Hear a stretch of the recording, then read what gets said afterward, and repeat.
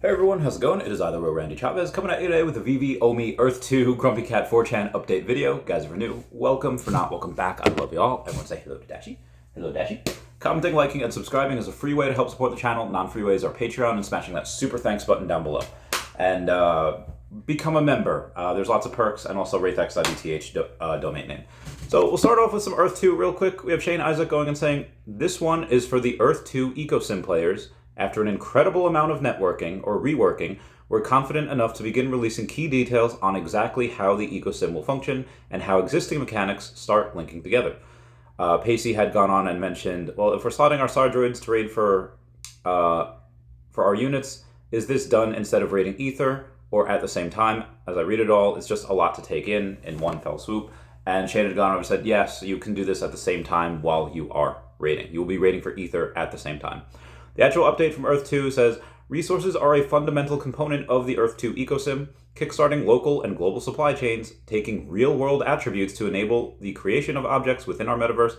Just like the real world, there will be many resources in Earth 2 and multiple stages and ways to discover, replicate, and craft them into building blocks for a variety of different purposes.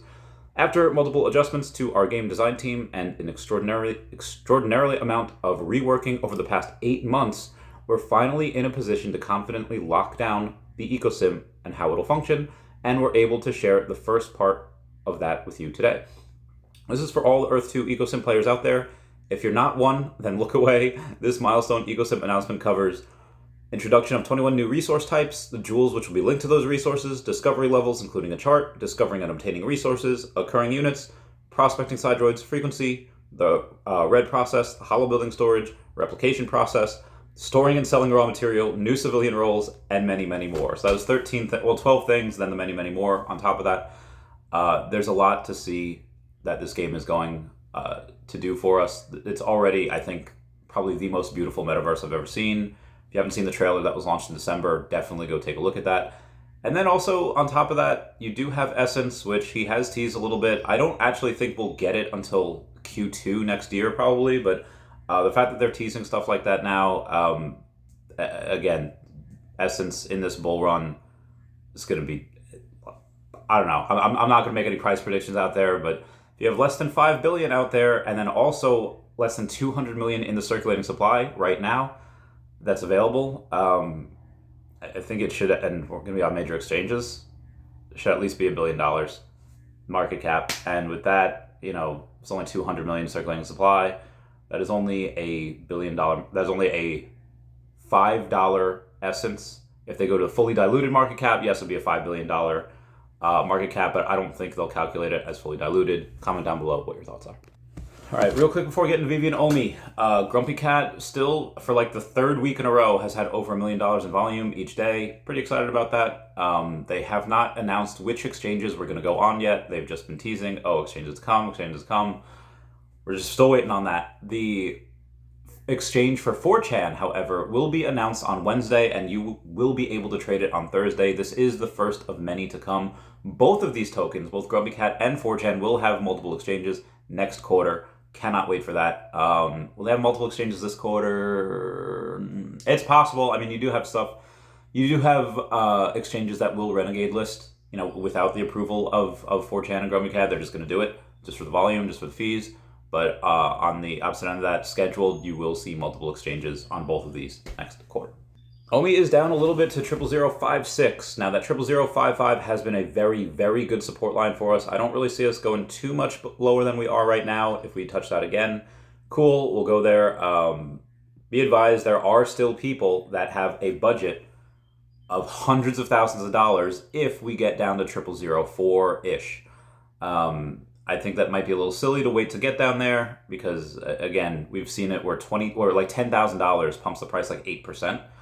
What's it going to do when you have multiple people putting in hundreds of thousands of dollars at 0004? There's just no volume there. I do think some of these whales are probably going to wait. I don't think they'll wait that long. I think they'll wait till, if they're not buying now, maybe flat 0005, maybe 0045. I just really don't see it going down to that 0004. But again, anything's possible. A couple of interesting things we've had for the podcast. We have Darcy Donovan reconfirmed. Her part one was in May of last year. I told her it's been a while. Like, hey, can we get you on again? She said, yeah, absolutely. She has over, I think, 8 million followers across all socials.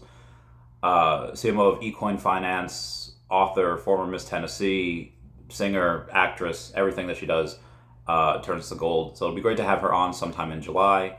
We do have the Modern Investor, which will also come on in July. And then we also have model Alex Harper model over on the Twitter, who will be coming on in July. So a lot of July action here.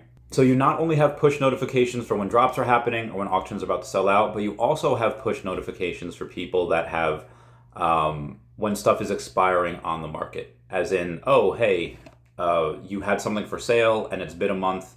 Most times they don't tell you, but now they do. Things are going to be you are going to be notified when things expire on the market, and you have to resubmit them. We have Audi Chef West .1059 says, new MCP level achieved. I feel as though the milestones are whipping by as I continue on this mystical journey with all of you. I'm convinced this community is the best community in the space, in the next space, and in the next space to that space.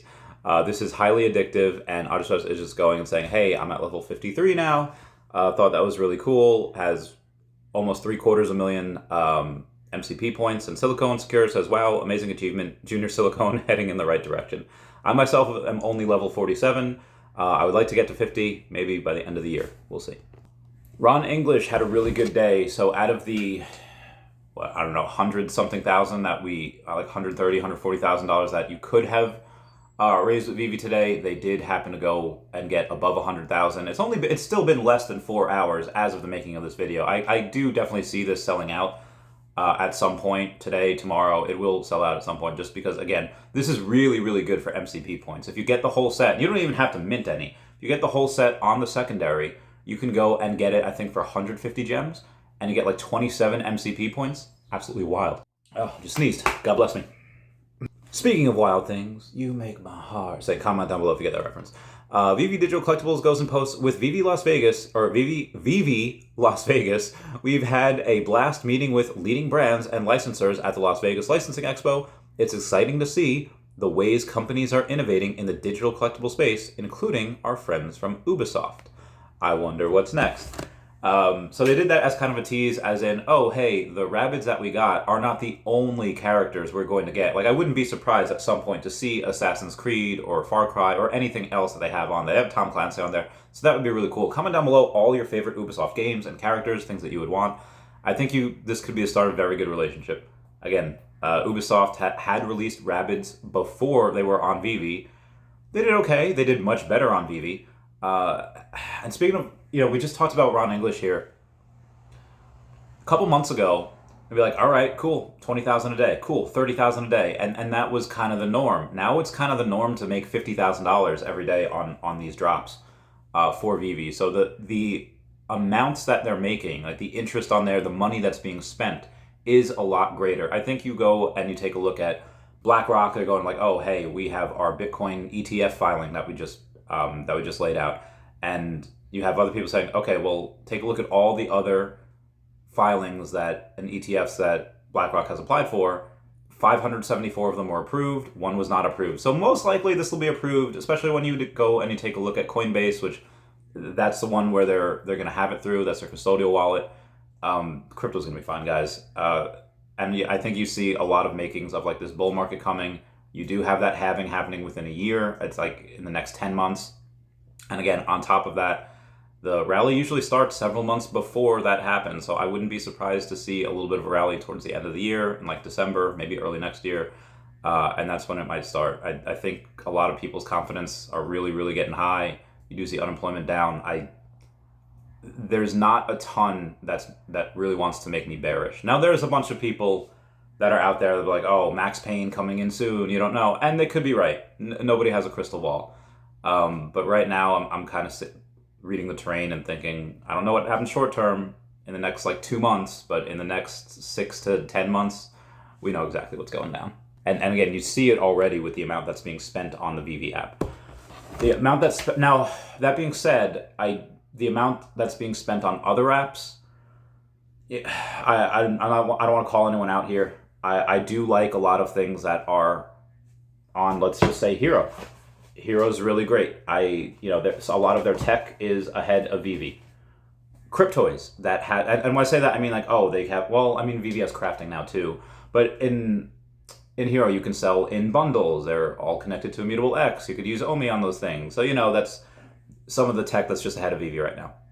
You have Cryptoys, where whenever you go and mint something from Cryptoys, it plays a beautiful animation, and it's like, oh, that's really cool. It's a lot better than the little green truck we have. The green truck we have is a little infamous, where you go, oh, hey, what'd the green truck tell you? Did you get a secret rare, an ultra rare? But, just stuff like that. It's the little things. Some things are ahead of Veve in a lot of ways, but at the same time, well, look at the numbers. Where's all the money being spent right now? It's Veve. We do have Veve Viral that goes on and says, more drops from Ubisoft IP, or does this go beyond that and into the realm of gamification of Veve and the Veveverse? I don't know if I would put it past them to go and say, oh, hey, we're building our separate metaverse, talking about Ubisoft, saying we're building our separate metaverse, and we're going to have that, but we also want to have a micro metaverse, part of it in Veve. Again, why would you want to have that? Why would you say, well, if they're already building their own metaverse, why would they want to have something else in Veve that takes away from that? Okay, Universal Studios. Why does everyone want to be there? I mean, if you can't be at the Disney park, you might as well be at Universal, 30 minutes away from a Disney park. And you have Harry Potter there. You have a bunch of Marvel stuff there as well. You have Hulk roller coasters. Hulk and Namor those rights did just go back to Disney, so we're probably going to be seeing more of those independent stuff as time goes on. But anyway, when you go and you take a look at why people would want to build in the Veveverse, like who's going to be our IP branded worlds, and I'm not saying it's going to be Ubisoft, I'm just saying it would make sense, because if you are going to have all these IP branded worlds, you want to be shoulder to shoulder with them. Even if, let's say somebody doesn't like Ubisoft, let's say they're just a Sony person or a Nintendo person, and they don't really play Assassin's Creed, they don't really play a bunch of this stuff. Okay, well, guess what you could do? If there are other things that people like in the Veveverse, they will go and try everything out. They're at least going to try out what Ubisoft is doing. Again, if they do it. I'm not saying that they are. This is just pure speculation. But speaking of speculation, Tencent owns, I think, 10% of Ubisoft. Tencent owns 5% of Tesla. I'm really trying to connect the dots here so we can get a Tesla partnership.